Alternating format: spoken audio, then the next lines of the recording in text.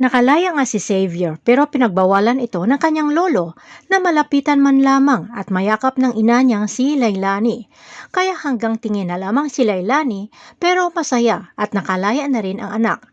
Hindi naman ito nakalagpas kay Justin na nakilala agad itong si Lailani at dinala ang ina ni Xavier sa labas ng bahay nila ni Xavier at niyaya itong lumabas.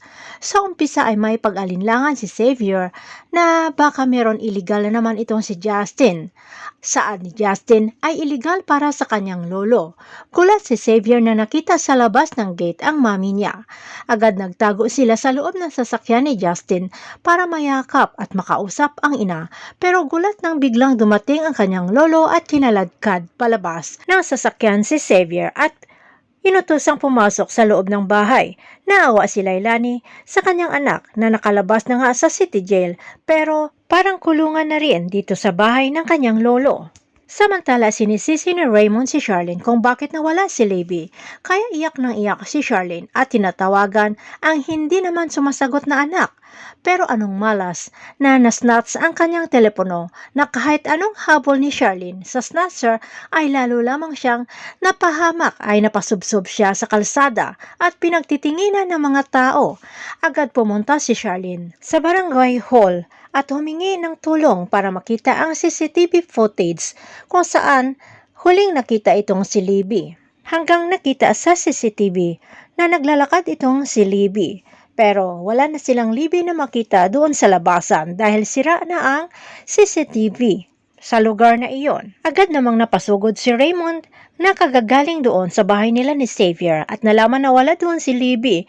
Kaya dumiretso doon sa barangay hall at nanlulumo sa mukha ni Raymond dahil hindi nila pa rin nahanap itong si Libby at sinisisi lahat sa kay Charlene ang pagkawala ng kanilang anak habang sila Divina at Jenny pati na rin si Libby ay tawa ng tawa nang nakita at naririnig lahat ng galit at paninisi ni Raymond sa kay Charlene at hindi nila alam.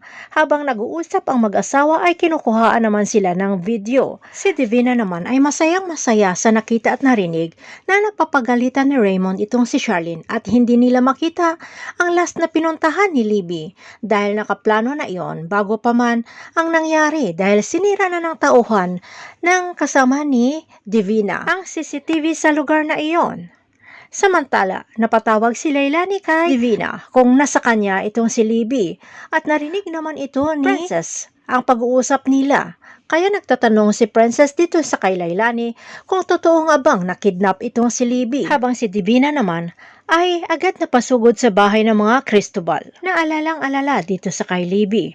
Tumawag naman ang tauhan ni Divina ang nagkunwaring kidnapper at pinapatubos ng 10 milyon itong si Libby. Hinayaan ng kidnapper na makapagsalita itong si Libby at sinabi na iniwanan siya ng matagal sa lugar na iyon ng kanyang mami kaya niya ito'y hinanap at kaya siya nakidnap. Si Sonia naman ay umaapaw ang galit kay Charlene at kung hindi umano kapabayaan ni Charlene ay hindi nawala itong si Libby kaya sinaktan niya si Charlene at inawat lamang ni Raymond. Agad namang nangako si Divina na magbibigay ng 5 milyon dagdag pantubos dito sa kay Libby na nagalit naman itong si Charlene dahil nangingialam na naman itong si Divina. Tuluyan na kayang masira itong si Charlene sa mga pamilya ng Cristobal. Abangan na lang natin ang susunod na episode dito sa Prinsesa ng City Jail.